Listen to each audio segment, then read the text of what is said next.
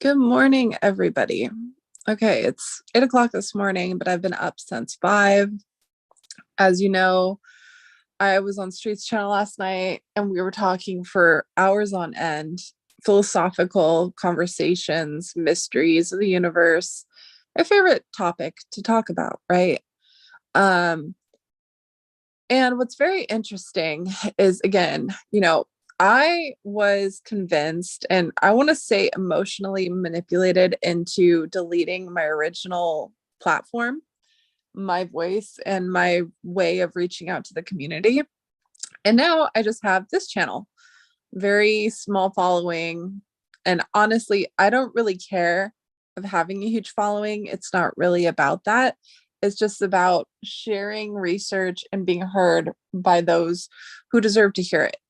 And I'm not saying if you don't understand, you don't deserve to hear it. I'm just saying I'm not going to waste my time, research, or breath on anyone who's going to ridicule or make me feel inferior or in the wrong for believing in something that has not only been proven time and time again to be explored, discussed, and talked about by historians, archaeologists, uh, uh, sorry, yeah, I'm like still waking up. There's just been a multitude of people in this world who continuously discuss and go down the same rabbit holes that I find myself going down. And that is documented throughout history. So last night on Streets Channel, I was having a discussion with Troy and Frank. And even though I butt heads with Troy occasionally, does not make me a narcissist. And he always, apologizes after and says, I'm sorry, I got upset, blah, blah, blah. And it's totally fine. But what I'm trying to explain is that while I was trying to break down and explain in more detail to Troy, I still understand that no matter how much detail, how much information I try and walk you through from point A to point B, people are never going to be interested or fully comprehend or understand until they do the very same research that I did themselves. So I'm not calling anyone lazy. I'm not insinuating that I am smarter than anyone, nothing like that. I'm just saying, just like if you were to try and share your research with me, I wouldn't fully understand or comprehend it until I do the steps to understand it and research it and learn it myself. It's all a journey, right? So something happened this morning. Obviously, I went to sleep for a while, and then I woke up because I was going down another rabbit hole.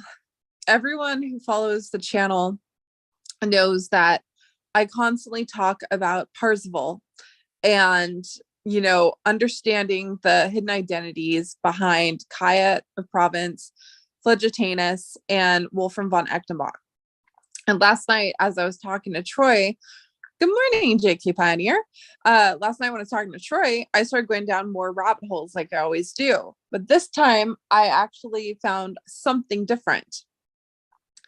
I discovered the true identities behind Kayat and Flegetanus and how it all coincides with one another.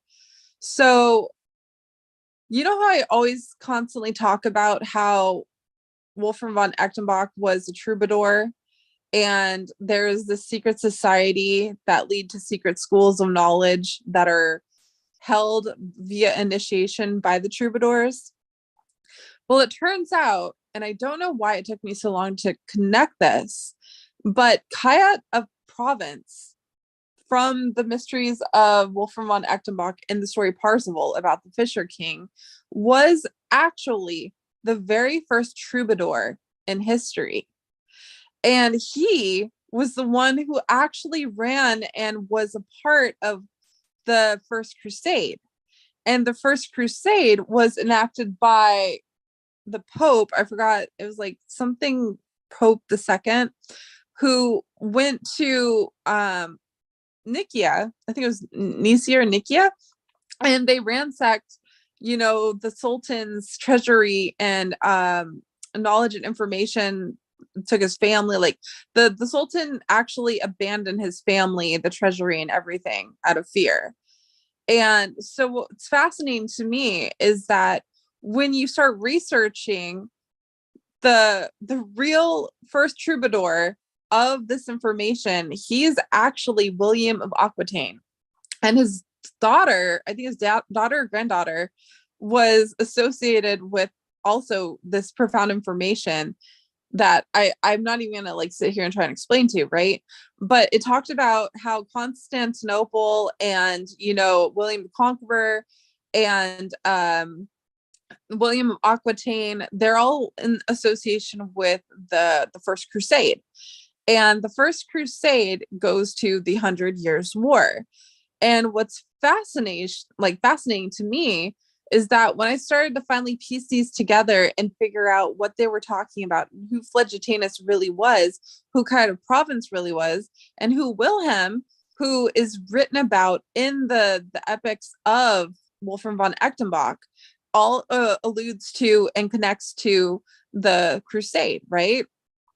So as I'm sitting here and I'm finally putting pieces together and understanding the real story, the real characters behind everything, the real timeline from the 8th century, I ended up uncovering something that I've been looking for the past 7 years that I've been down this rabbit hole. And it is one of the most profound doctrines that I've ever found. And again, I don't want people to believe me. If you're not going to believe me, if you're going to chalk it up as I'm delusional, or if you're pissed off, I am not agreeing with your point of view on the chase versus my point of view on the chase, that's totally fine. I'm not going to waste my breath on anyone like that. If you want to listen to this, and if you're willing to understand and differentiate there was a chase within the chase, then stick around. That's totally fine. But I don't understand why people can't agree to disagree that not only was there a chase created by Forrest Fenn that led you to the Rockies, to a box of gold that used nine clues in the poem to take you there. That 100% was real. It happened. It was discovered. I'm not knocking it whatsoever. What I'm saying is that in order to gain the notoriety and attention of such magnitude that Forrest needed it to gain, he had to create a chase within the chase. That chase was the lure, the challenge for you to go out into the Rockies and obtain that box of gold. Okay, it was real. It happened. But was there something more profound hidden within the meaning of the chase? Yes, 100%. I'm going to sit here and say that it's not my opinion. I'm going to say it's actual fact. And I could say that because I have discovered throughout the 7 years of researching, not only starting off with the chest itself that Forrest said was the most important piece of the chase, and he couldn't actually do the chase without this chest, but it unlocked an entire secret society that is protected by what you know as the troubadours. And this actually goes all the way back to the Library of Alexandria. And this sacred knowledge of divine consciousness and the mysteries of the universe has been protected ever since. Okay. And it goes from the Library of Alexandria. And this school, just like the series or the Seven Cities of Gold, the Philosopher's Stone, the Cornucopia, there's so many different renditions, retellings, and renamings of the same symbolic representation of knowledge. The school itself has continuously moved, changed, and been renamed as well. And right now, I have in my possession a doctrine that explains this very information. And I am absolutely blown away because the only reason I have this right now is because I've been working nonstop, continuously chipping away at little details and piecing together the bigger picture. Now, what's interesting to me is that I'm not the only one who's been working on this. There are 2 other people that actually are the ones that wrote this doctrine that I am reading right now that have also been piecing this together throughout history through the troubadours.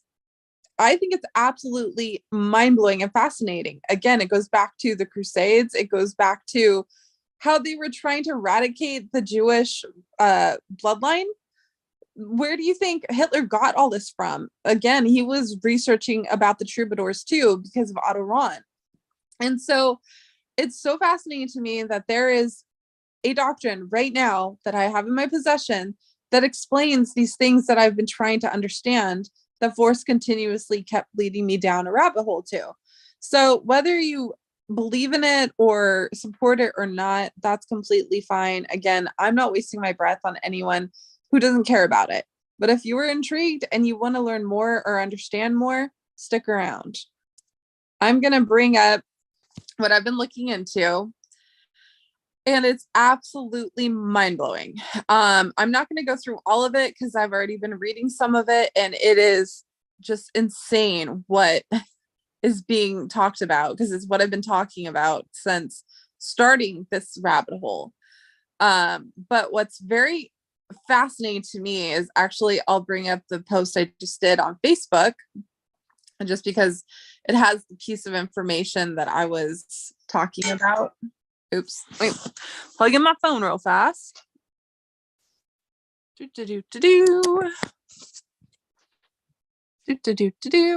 Okay, so my comment was literally posted an hour ago, and I said, after 7 years of tirelessly working on decoding the mysteries of the troubadours and Flegitanus, I finally uncovered the true names, locations, and origins. This in turn led me to one of the most profound and educational documents that is tied to the very secret society / school that holds the very mysteries of the universe to unlocking divine consciousness. Here is but one paragraph from this discovery, and it reads, I realized that the books described one of the most fascinating puzzles of all time. Alchemy was certainly a key part of this mystery. At the heart of this puzzle, however, lay something even stranger. Ancient knowledge of the location of the center of our galaxy, and from that knowledge, a way to estimate the date of a celestial event of astronomical magnitude. The sophisticated astronomical culture of the Maya considered this event to be the end and beginning point of time itself. I am finally capable of unlocking the secrets of time and the meaning of life. Okay, so that piece right there is from what I'm reading. And I'm not making any of this up, not one bit, okay? And what's really freaking me out is, as I'm going through all of this, I'm reading part 1. And the title chapter for part 1 of this document that I just discovered by cracking a 12th century mystery of the troubadours that goes all the way back to the 8th century is titled Fenn, the Apocalypse, the Lost Generation, and the Rediscovery of Alchemy. Literally, it says Fenn, the Apocalypse, the Lost Generation, and the Rediscovery of Alchemy. And it's literally talking about all the things I've been looking into. It's absolutely mind-boggling. I don't even know how to explain this. Just that I've been working so long and so hard on trying to decode and understand what has been left behind in what is called the chase within the chase. And I finally have it. And I'm not the only one who's been putting it together and looking. That is what is so crazy to me. And again, this goes and links back to the Library of Alexandria, for one. And then you would know it. Another profound thing to understand and know is that Shakespeare not only was associated with Nostradamus through this school of knowledge, but Shakespeare was also a troubadour and protector of the sacred knowledge of the school.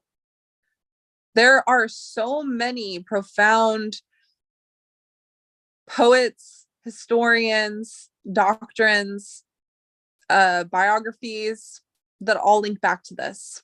It's absolutely insane, but in a good way. So yeah, Shakespeare, Nostradamus, who I talk about nonstop, who literally said his bloodline stems from the Oracle of Delphi, and how the way that the bloodline was able to understand past, present, and future was through the astronomical events in the sky and stars. And I now have a doctrine that literally says exactly what I've been stating and what I've been piecing together. So let me just read some of this, just a little bit, see if you guys are intrigued or not, because I am absolutely blown away. And I know I'm going to be spending all of today researching and reading about this, because it is absolutely mind-blowing to me. So it's saying nearly 100 years after the fact, World War I, or the Great War, to those who lived through it, feels as ancient as all the other wars that came before it. Our only connections with that conflict may be faded sepia tone images of our ancestors who marched off to fight for reasons vaguely understood even to them. Demoted in stature by an even greater war, the First World War became merely the prelude to a century of destruction and horror. Reading of the ideals and passions of that long forgotten era, with its hopes for glory on the battlefield and the romance of nationalism, feels embarrassing to us now. If we think of it at all, we assign the Great War an emotional value somewhere between a massive industrial accident and the migration of lemmings to the sea. And yet, looking back through history, we find many wars and disasters, plagues and conquests, volcanic eruptions, climatic changes, and mass migrations. But we find nothing quite like the Great War. It was unique. War, up to the point, had been an extension of politics. Now it became just another industrial and mechanized product, taking on a life of its own in the trenches of the Western Front. 400 years of European intellectual, moral, and technical superiority created the engines of this industrialized murder, this mass-produced slaughter of the innocents. These technological wonders consumed the very social order that had created them. After 4 years, the self-proclaimed masters of the universe, Europe's young, the best, and the brightest of all the old empires and republics, lay broken and bleeding in the wasteland, saved from the ultimate extinction only by the interference of the United States and its revolutionary democracy. Was this cultural suicide? Perhaps. An apocalypse by other name is still an astrological event. It is the end of the world for the inhabitants of that world. For example, near the end of the Great War in September 1918, the Turkish 12th Army, holding the ridgeline in front of the Damascus that included the ancient mound of Megiddo, was attacked and destroyed by the combined use of airplanes, tanks, and cavalry. This battle, apparently and eerily described in chapter 16 of the book of Revelation, suggests that Armageddon occurred in 1918. Not only is the battle described in the biblical text, but it has also occurred in the midst of the worst plague since the Black Death of the 14th century, the so-called Spanish influenza of 1917 through 19. Revelation's apocalypse looks much like the history of the 12th century, leading up to one final millennialism explosion at or just beyond its end. Could this be true? Could the prophetic events of St. John's Revelation be a description of an ongoing process, a season of destruction that essentially started with the Great War? When the Great War finally ended at the 11th hour of the 11th day of the 11th month, the old world, with its noble and imperial ways, was truly dead. The victorious allies propped up the corpse of an old imperial Europe and, using all the tricks of the undertaker's trade, gave it the brief appearance of animation. After the treaty was signed of Versailles, it was decomposed soon enough. But while it lasted through the 1920s and into the 1930s, this zombie summer of fast-fading European superiority galvanized the world. The epicenter of this fleeting corpse light renaissance was Paris, the city of light.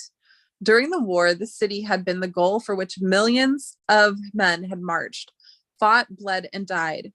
From the taxicabs of Paris that helped create the miracle of the Marne until those final days in the late spring of 1918, when the German long-range artillery shells fell in the streets. As it had been for centuries, Paris was a symbol to both sides in the conflict of something irrepressible in the human character. After the war, it became a mecca for all those who felt that the world must be changed somehow by the horror and sacrifice of the war, and that this change must mean something, say something, and do something.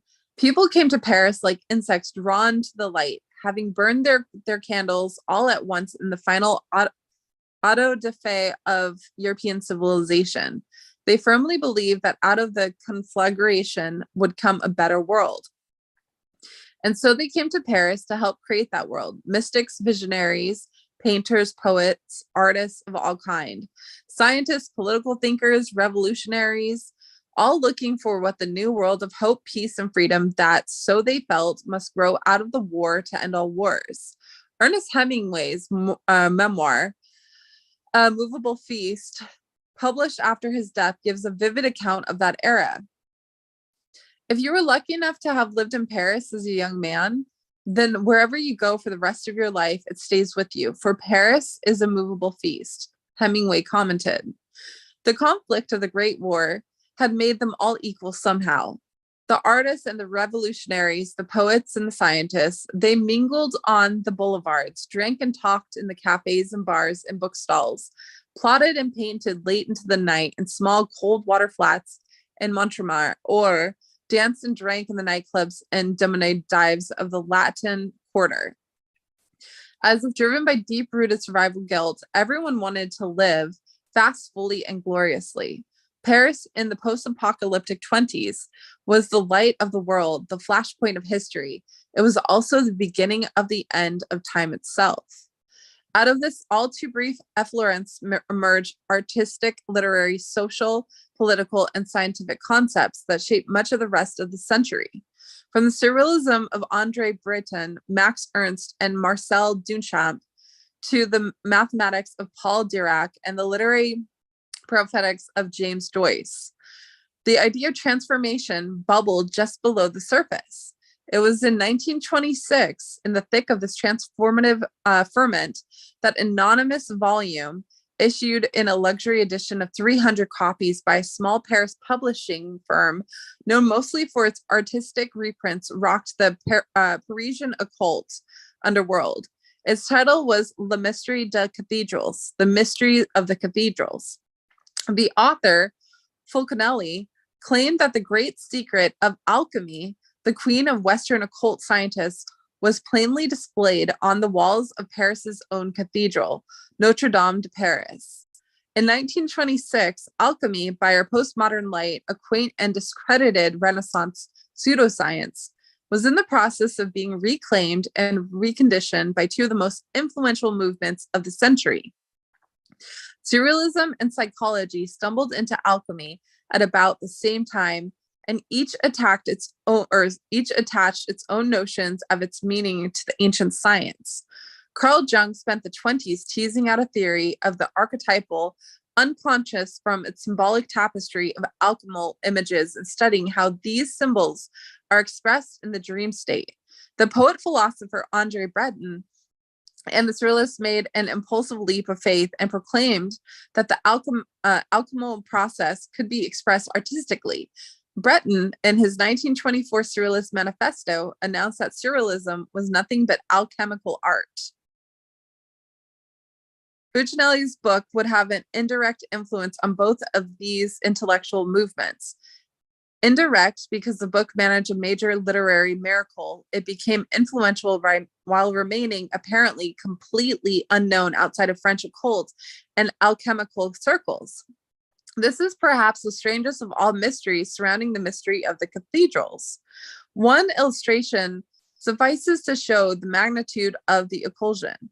Take any art history text on Gothic cathedrals written in the last 30 years and look at what it says about the obscure images found on the walls and entranceways of Notre Dame.